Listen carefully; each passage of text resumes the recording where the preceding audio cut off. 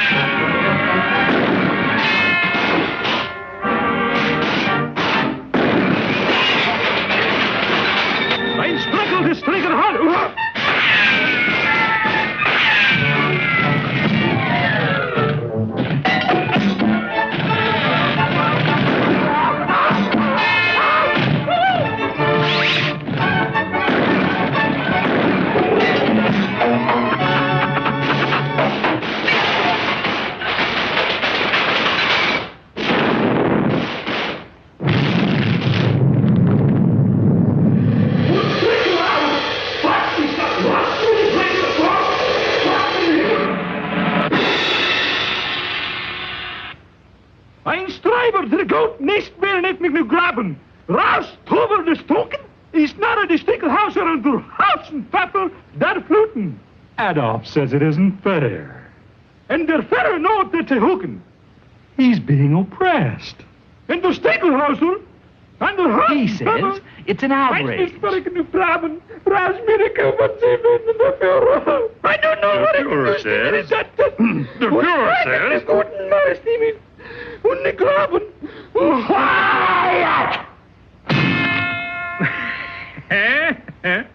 The Führer says, against your anti-tank rifle, he simply can't win.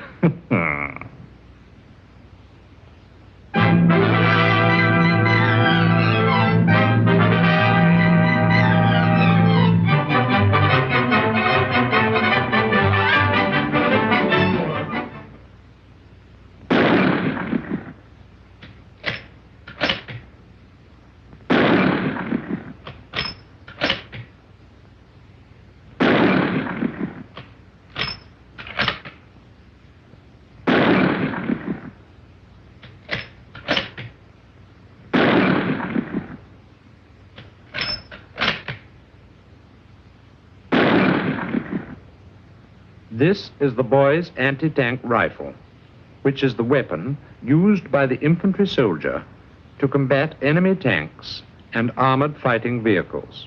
It is a very accurate single-shot weapon with a simple bolt action similar to that of the service rifle.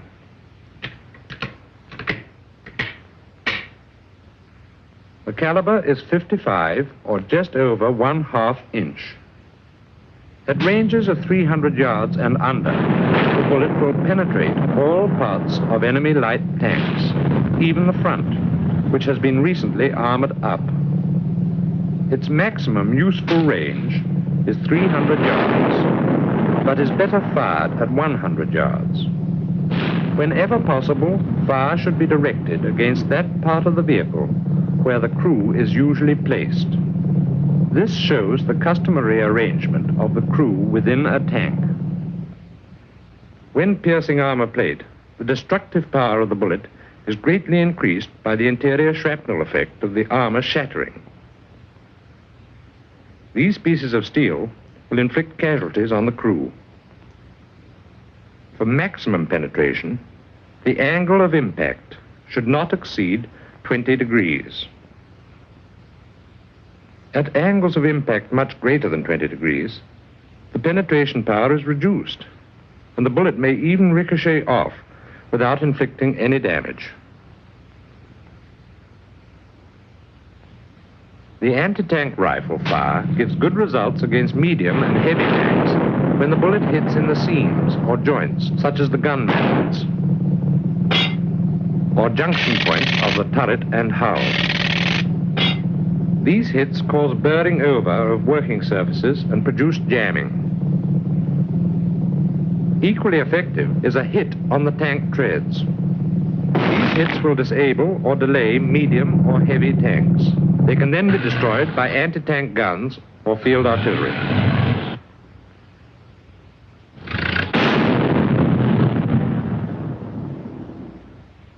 Here we see the near side view of the anti-tank rifle. The weight of the rifle is 36 pounds. The magazine, containing 5 rounds of ammunition, weighs 2 pounds, 7 ounces. Normally, it is carried in a vehicle, although it can be carried for short distances by a man.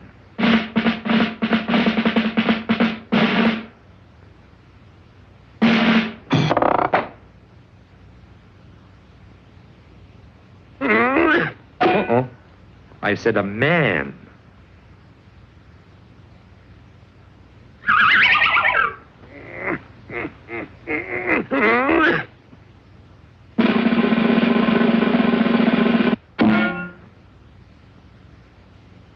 Here is the recoil reducer. And this is the foresight, a knife blade aperture type. This is the barrel of 55 caliber, and this is the adjustable backside, which is calibrated for 2 ranges, 300 yards and 500 yards. The practice of firing at 500 yards is now obsolete and will no longer be used. To inflict maximum damage and obtain a more critical point of aim, 300-yard sighting only will be used in combat. The range is set for 300 yards by turning the lever to the left. Here is the safety catch, which, as in the service rifle, is off when pushed forward and on when turned back. Forward, ready to fire. Back, on safety. Always keep the catch back on safety, except when firing. Here is the pistol grip, trigger, and trigger guard. This is the cheek rest, and here is the shoulder piece grip. This is the shoulder piece, which is padded with flexible rubber. In the shoulder piece is an oil well and brush for oiling purposes. Offside view of the rifle. This is the adjustable front support. The rifle may be raised or lowered by turning this sleeve.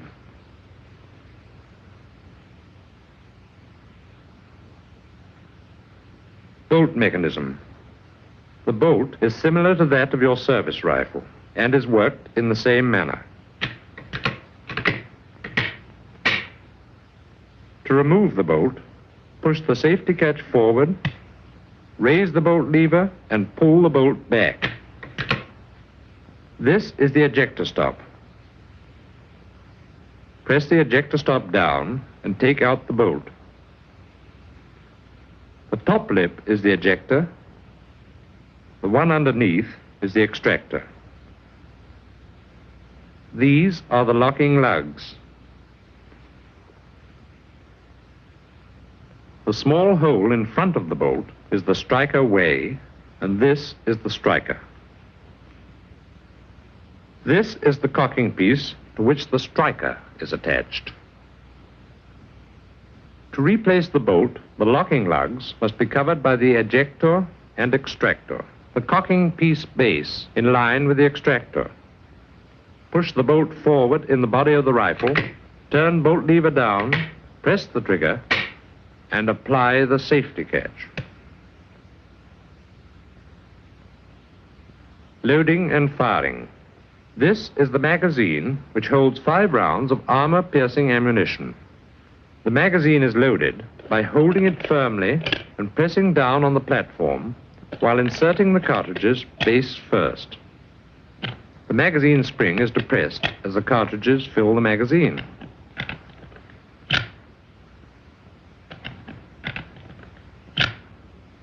Here we see the operations of firing.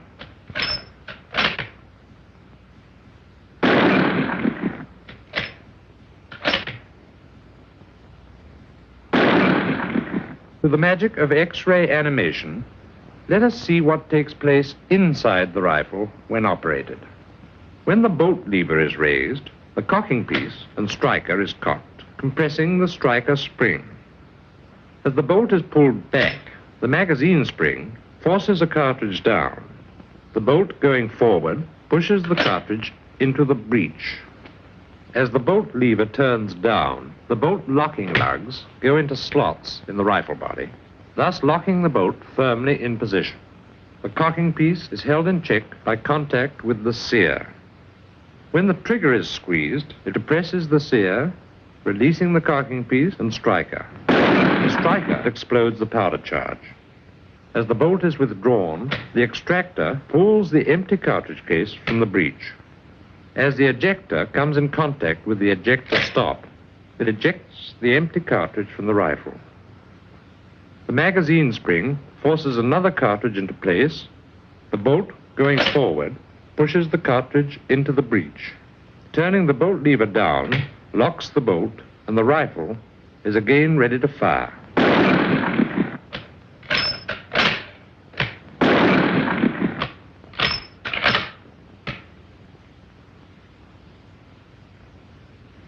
Recoil reduction. Most of the recoil of the anti-tank rifle is taken up by the recoil reducer on the muzzle, a heavy buffer spring inside this cylinder, and the flexible rubber shoulder piece. Here we see a sectional view of the rifle muzzle and recoil reducer. As the bullet leaves the muzzle, it is followed by high-speed gases, a portion of which are deflected back by the curved surface of the recoil reducer. These expanding gases exert a forward pressure on the deflector and thus counteract a good portion of the recoil. Without this device, the back pressure of the gases are unrestrained and the recoil is much greater. Here again we see the recoil reducer in action.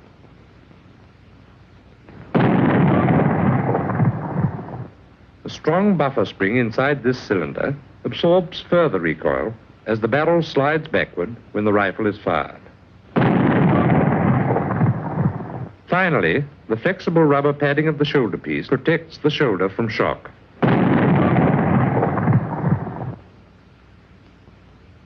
Aiming. In taking aim, the back sight is adjusted to the required range.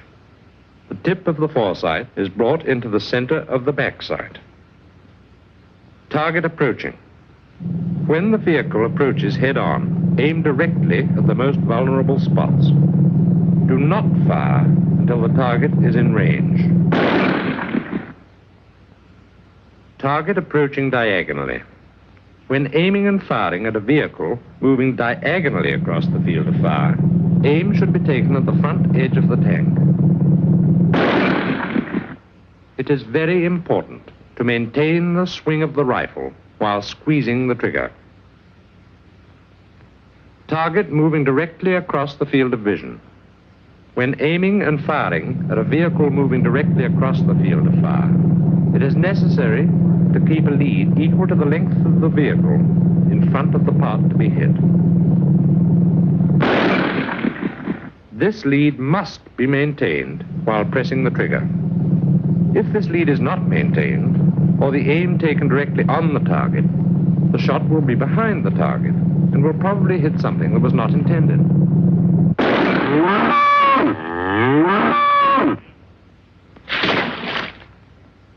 Why don't you shoot where you're looking? Training practice with dummy ammunition. Dummy ammunition is always used in training for safety. This ammunition may be easily identified by the red grooves on the cartridge body. Holding and loading. Lie down with the body straight behind the rifle. Grasp the shoulder piece grip with the left hand. Raise the shoulder piece to the shoulder. Turn the safety catch forward. Put the loaded magazine on. Open and close the bolt. Apply the safety catch. The rifle is now loaded. To unload, push the safety catch forward, press the magazine catch with the palm of the hand and remove the magazine from the rifle. Open and close the bolt, press the trigger, Apply the safety catch. The rifle is now unloaded. Loading and firing practice with dummy ammunition. Take the lying load position. Raise the rifle to the shoulder. Push the safety catch forward. Place the magazine in the rifle. Open and close the bolt. Apply the safety catch. Adjust the sight to the required range. Turn safety catch forward. Take aim and fire. Continue until all 5 rounds have been fired.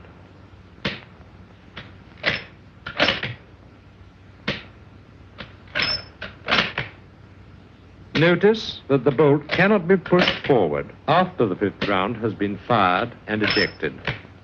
Remove the empty magazine. Push the bolt forward, open and close the bolt, press the trigger, and apply the safety catch.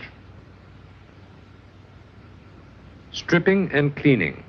To remove the bolt, raise the bolt lever and pull fully to the rear. Press down the ejector stop and remove the bolt. Clean thoroughly with a piece of flannelette, leaving it slightly oiled.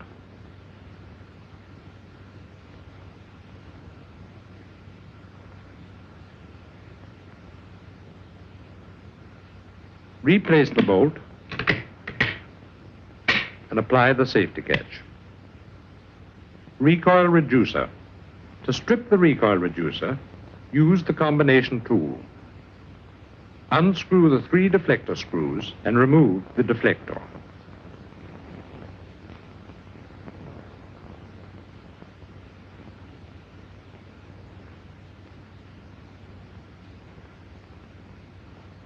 Clean the reducer and deflector thoroughly with a piece of oily flannelette.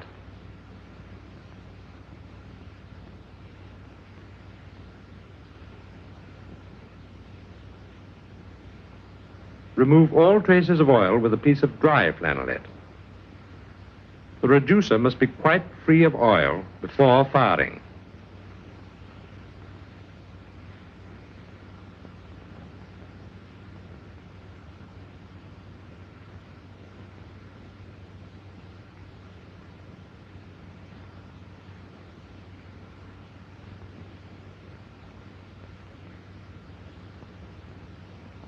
Assemble the deflector using the combination tool.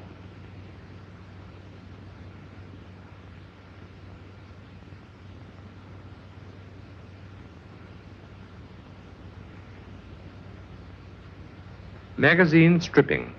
To strip, press in the stud on the bottom plate of the magazine and slide the plate off, carefully controlling the spring as it comes out. As the spring is quite strong, something like this may happen if you are careless.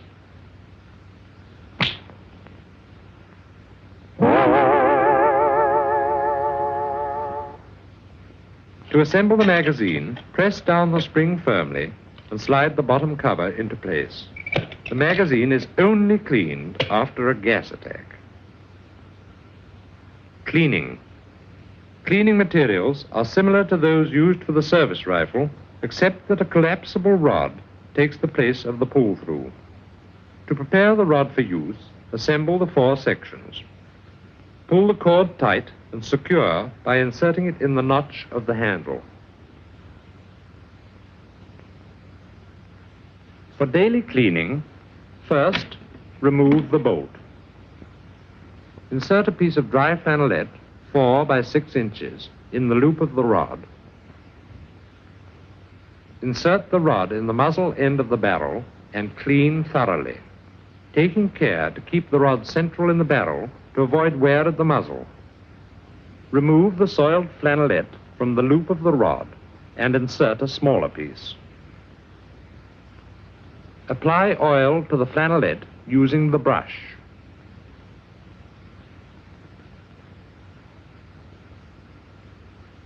Insert the rod in the muzzle and oil the barrel.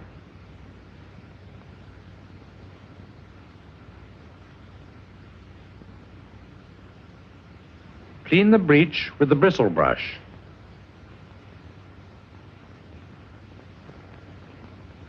Clean all the remaining parts thoroughly and leave slightly oiled.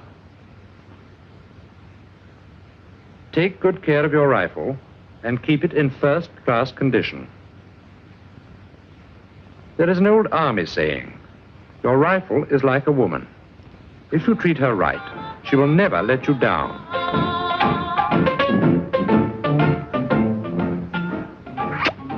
Say, now that's going a little too far.